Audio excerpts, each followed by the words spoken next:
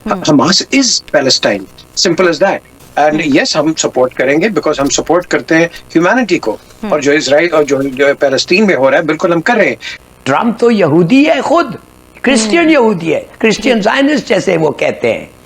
अब देखिए जो इस्लामोफोबिया फैलेगा ऑस्ट्रेलिया में, और प्रॉब्लम ये देख रहा हूँ कि हमारी जो मुस्लिम कम्युनिटीज हैं, या तो पागल किस्म के मुल्लाज हैं जिनको दुनिया का कुछ खबर नहीं, अजीब अजीब पागलों जैसी बातें करते हैं, या कंस्पिरेसी थियरीज हैं। इन दहशतगर्द ग्रुपों को तो डॉक्टर साहब स्टेट्स भी इस्तेमाल करती हैं। Pakistan is a victim.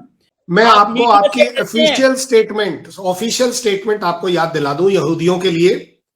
आप ही के मिनिस्टर्स ने कहा था कि ये न्यूक्लियर बॉम्ब हमारा हमास और पैलेस्टीनियंस के लिए है, इजराइल के खिलाफ। तो अच्छा, इसकी वजह ये है कि देखें कि यहूदियों को मारना जो है, या उनका मर जाना जो है, वो पाकिस्तान की जो जनरल पब्लिक है उसके लिए ये कोई अफसोसनाक वाकया बात नहीं है।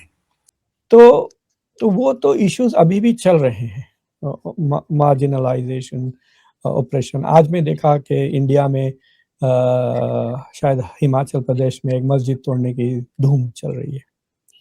अब इस तरह करते रहेंगे तो लोग रेडिकलाइज तो होते ही रहेंगे।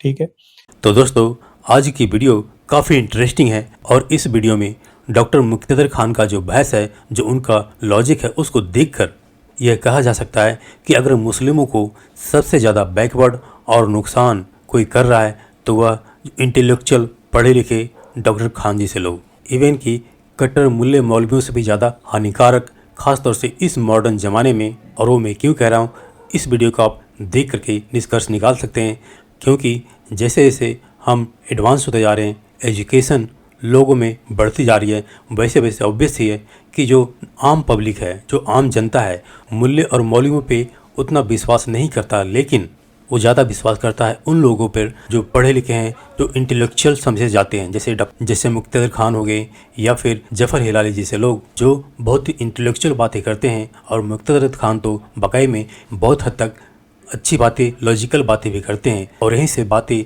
इनकी इतनी खतरनाक हो जाती है कि आप समझे कि आम पब्लिक है इनकी इंटेलेक्चुअल बातों पे विश्वास करने लगती है कि जो कहते हैं वो सही कह रहे हैं। अब सोचिए, डॉक्टर खान एक तरफ तो ये बड़ी अच्छी बातें कर रहे हैं कि मुसलमानों में सुधार होना चाहिए, मुल्ले मौलवी क्या पढ़ा रहे हैं मुस्लिम बच्चों को, लेकिन दूसरी तरफ यही डॉक्टर खान एक ही साथ एक ऐसा नैरेटिव, एक ऐसा मसाला भी दे देते हैं जो कि मुल्ले मौलवियों से भी ज़्यादा खतरनाक होता है। और इस वीडियो में उसका मैं एग्जांपल दे सकता हूं कि डॉक्टर खान ने ये जो इंडिया के संदर्भ में कहा कि हिमाचल में मस्जिद गिराने की धूम हो रही है। सोचो, इनका सिर्फ एक बात आम मुस्लिम पब्लिक हो जो अवेयर नहीं है, जो नहीं जानती है इसके बारे में, वह क्या सोचेगी? उसके माइंड में यही आएगा कि हिमाचल में मुसलमानों पे जुल्म हो रहा है, उनकी मस्जिद को, धर्म को गिराया जा रहा है। और यह बात आम मुसलमान पब्लिक के दिल में ज़्यादा बैठेगी, क्योंकि डॉक्टर खान जैसे इंटेलेक्चुअल आदमी यह बात कह रहा है।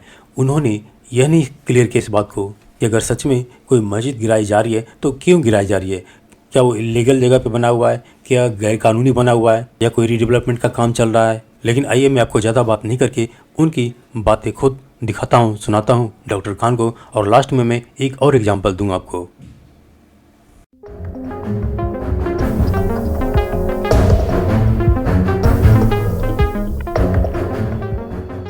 डॉक्टर साहब, पाकिस्तान को एक गिला रहा है हमेशा इंडिया से, और ये चीज़ ऑस्ट्रेलिया में हुई जहाँ पे एक वाकया हुआ और वहाँ पे कई मासूम लोग जो हैं वो मारे गए।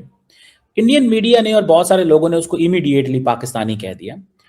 तो पहली तो बात यह है सर कि मेरे से भी ये गलती हुई कि मैंने भी कह दिया कि साजिद अकरम इज फ्रॉम पाकिस्तान, और मैंने बताया कि मुझसे गलती क्यों हुई। तो फॉर एग्जांपल अगर आप गेट विल्डर्स को देखते हैं, गेट विल्डर्स का जो ट्वीट था उसमें साफ कहा कि दीज आर पाकिस्तानीज, और वेस्टर्न मीडिया में भी कई सोर्सेज से आ रहा था कि दीज आर पाकिस्तानी ओरिजिन, यहाँ तक के कहा कि पैदाइश लाहौर से है, ये भी आ रहा था, खबरें जो शुरू में चल रही थी। तो इस शख्स के बारे में ये खबर है कि जो साजिद है वो इंडिया से 1998 में ऑस्ट्रेलिया गया था, यानी आज से 26 साल पहले। उसकी उम्र जब 24 साल की थी होगी। तो ताज्जुब की बात है कि वो 26 साल से ऑस्ट्रेलिया में है और अभी तक उनको सिटीजनशिप नहीं मिली। और देयर आर अदर क्वेश्चन जो ऑस्ट्रेलियंस को पूछना चाहिए कि भाई he is not even a citizen, उसके पास इतनी बंदूकें कहाँ से आ गई? He had a licensed firearms वगैरह। और किस किस्म का आदमी है जो अपने बच्चे को इस तरह के रास्ते पे ले जाए? देखिए, वो तो मर गया ना साजिद, तो बेटा पकड़ा गया, तो वो अपनी सारी ज़िंदगी अब जेल में गुज़ारेगा। सोचिए आप, और अगर उसकी उम्र 80-85 की हो जाती है, हेल्थ केयर इतनी अच्छी है, तो आइंदा 60 साल वो जेल में गुज़ारेगा। For what? जिनको मारा उनके फैमिली सफ़र कर रहे हैं, ये भी सफ़र कर रहे हैं। सो आई डोंट अंडरस्टैंड दिस, ये लॉजिक जहाँ भी ये टेररिज्म का इस्तेमाल किया गया, वहाँ पे उसी सोसाइटीज़ को नुकसान हुआ। 9/11 के बाद अमेरिका की फॉरेन पॉलिसी में कोई तब्दीली नहीं आई। अलबत्ता इराक तबाह हो गया, सीरिया तबाह हो गया। अब देखिए, अक्टूबर 7 के बाद क्या इज़राइल की पॉलिसीज़ में तब्दीली आई? नहीं, गाज़ा तबाह हो गया, right? So I don't understand, ये लॉजिक मुझे समझ में नहीं आती, what it is, and it is not beneficial. कोई रिज़ल्ट हो रहा है तो आई कैन अंडरस्टैंड। अब देखिए, जो इस्लामोफोबिया फैलेगा ऑस्ट्रेलिया में, वीज़ेज़ टाइट हो जाएँगे, स्टूडेंट वीज़ाज़ मिलना, जॉब्स मिलना, ये सारी चीज़ें, और ये इटली एको चैम्बर बन जाएगा वेस्ट का, कि ब्राउन लोगों को भगाओ, जो सिटीजन्स हैं उनको डिसएनफ्रेंचाइज़ करो और भगाओ। और प्रॉब्लम ये देख रहा हूँ कि हमारी जो मुस्लिम कम्युनिटीज़ हैं, उनकी जो इंटेलेक्चुअल और स्ट्रेटेजिक थिंकिंग कम्युनिटी है, बहुत ही पतली है, बहुत ही थिन। या तो पागल किस्म के मुल्लाज़ हैं, जिनको दुनिया का कुछ खबर नहीं, अजीब-अजीब पागलों जैसी बातें करते हैं, या कंस्पिरेसी थियरीज़ हैं। पढ़े लिखे लोग, पीएचडीज़, जर्नलिस्ट, ये वो, they are indulging in all kinds of conspiracy theories. क्या भाई आपको एनालिसिस सिखाते नहीं है स्कूल में? पढ़ते, मतलब मास्टर्स करे हुए हैं इंटरनेशनल रिलेशंस में, डू योर स्टफ, सीखो, जो सीखे करो। ये जो कंस्पिरेसी थियरी से कुछ नहीं होने वाला। What is also interesting is कि किसी ने अफगानिस्तान का नाम नहीं लिया, कि ये आईसिस का जो इन्फ्लुएंस आ रहा है, कहाँ से आ रहा है? जी बिल्कुल डॉक्टर साहब, ये आईएसएस जिंदा हो गया। और डॉक्टर साहब, इस पे भी मैं चाहता हूँ आप कमेंट करें कि आईएसआईएस जिंदा हो गया और इसके पीछे कोई नहीं जा रहा। दहशतगर्द जमातें जो अफगानिस्तान में थी, क्योंकि इन दहशतगर्द ग्रुपों को तो डॉक्टर साहब स्टेट्स भी इस्तेमाल करती हैं। Pakistan is a victim. इन दहशतगर्द ग्रुपें जो अफगानिस्तान में बैठे हुए हैं, पाकिस्तान उसका डायरेक्ट विक्टिम है। हमारी तो, और आपको पता है कि एक पूरे का पूरा $7 अरब का जो असला रह गया था, वो सारे ये दहशतगर्द ग्रुप्स इस्तेमाल करते हैं, और हम तो डेली बेसिस पे इसके ऊपर लड़ रहे हैं। तो उन प्रॉक्सीज को तो आपको लगता है कि कोई नई, वो जो अमेरिका ने 2002 में कुछ शुरू किया था, एक नया कुछ शुरू हो सकता है? पहले तो ये बात ना भूले कि आपने तालिबान की बहुत ज्यादा मदद की थी। वो तो फेमस है ना, वो होटल में जो जाके आपके मिले थे आईएसआई के लीडर वगैरह, सेलिब्रेट करने के हमने पाकिस्तान ने तालिबान को जिताया। तो ये आपके ही एसेट आपके खिलाफ हो गए right now, that is the reality. Asset थे ये, तो अमेरिका के भी एसेट थे डॉक्टर साहब 2000, मतलब बट लेकिन भी एसेट थे, तो एसेट हमने अकेले तो नहीं बनाए। हाँ, बट यू मस्ट रियलाइज कि अमेरिका को उतना डैमेज नहीं कर रहे हैं वो, जितना आपको कर रहे हैं, राइट? नहीं, अमेरिका तो दूर है ना। वैसे तो अमेरिका लड़ने ही इनसे आया था, और क्या है, मतलब हमें क्या डैमेज कर रहे हैं, अमेरिका भी तो इनसे लड़ने आया।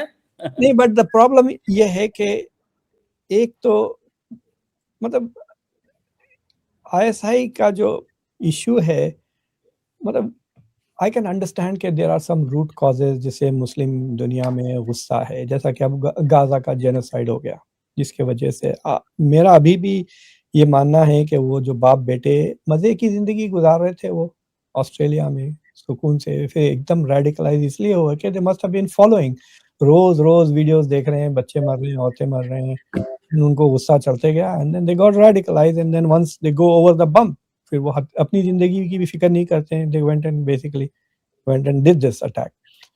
तो वो तो इश्यूज अभी भी चल रहे हैं, मार्जिनलाइजेशन, ऑपरेशन। आज मैं देखा कि इंडिया में शायद हिमाचल प्रदेश में एक मस्जिद तोड़ने की धूम चल रही है।